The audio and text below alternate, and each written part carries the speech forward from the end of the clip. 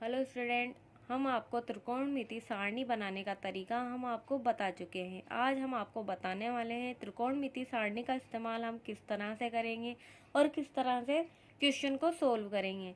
जैसे कि आप देख रहे हैं साइन 60 डिग्री, कोस 30 डिग्री, साइन 30 डिग्री और कोस 60 डिग्री। इसको देख के आप सोच रहे होंगे ये सवाल कैसे सोल्व होगा, हमें तो कुछ समझ में आ ही नहीं रहा है। तो हमें ये जो हम दिख रहा है ना साइन 60 डिग्री, कोस 30 डिग्री, साइन 30 डिग्री, कोस 60 डिग्री, तो इसका मान हमें सारणी से रखना है। जैसे कि हमें साइन 60 डिग्री का मान निकालना है, तो ये हमारे पास सारणी है जो हम आपको बनाना सिखा चुके हैं। तो साइन 30 डिग्री पर जो मान होगा वो हमें इस क्वेश्चन के अंदर रखना है।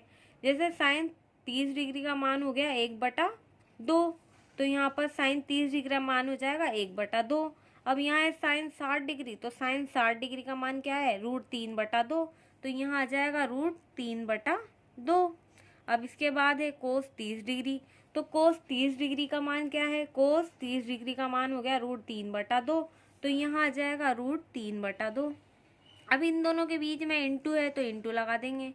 अब यहाँ आ रहा है प्लस साइन 30 डिग्री का मान भी हम देखेंगे। साइन 30 डिग्री का मान है 1/2, तो यहाँ आ जाएगा 1/2। अब है कोस 60 डिग्री, तो कोस 60 डिग्री की देखेंगे, कोस 60 डिग्री का मान हो गया √1/2, तो यहाँ आ जाएगा 1/2। इन दोनों के बीच है इंटू का निशान, तो इंटू आ जाएगा।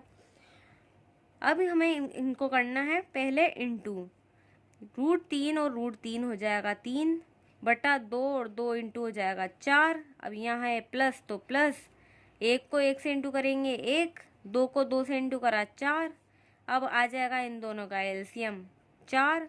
4 को 4 से भाग लगाएंगे एक बार, तो 1 को 3 से इंटू करेंगे 3, प्लस 4 को 4 से इंटू भाग लगाएंगे एक बार, 1 को 1 से इंटू कर देंगे 1, 3 और 1 हो जाएगा 4/4। 4 में से 4 जाएगा, बचेगा 1। ये हो गया हमारा आंसर। इस क्वेश्चन को देखकर आप बहुत डर रहे थे कि हम किस तरह से क्या करें, लेकिन इसका हम सारणी से पूरा निकाल सकते हैं। ये हमारा आंसर आ गया 1। तो इस तरह से आप कर सकते हो। और भी क्वेश्चन से आपको, अगर आपको और भी क्वेश्चन में आपको दिक्कत आती है तो आप हमें कमेंट करके बताइए, हम आपको सोल्व करके बता देंगे।